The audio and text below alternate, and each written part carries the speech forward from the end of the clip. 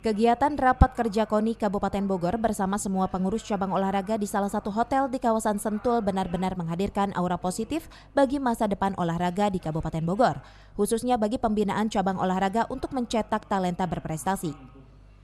Ketua Umum KONI Kabupaten Bogor menjelaskan kegiatan raker ini pada dasarnya membahas program kerja KONI dari saat ini menuju ke bulan Desember 2019-2020.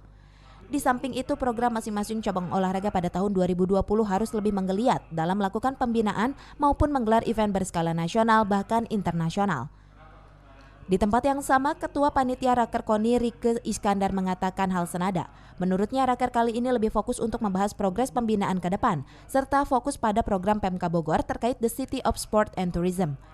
Kita yang prioritas dan yang lainnya dari bulan September, Oktober, November, Desember.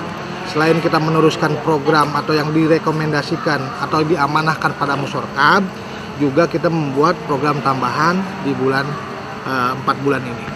Itu esensinya sampai Desember. Yang penting itu adalah kita akan pemberdayaan KOK.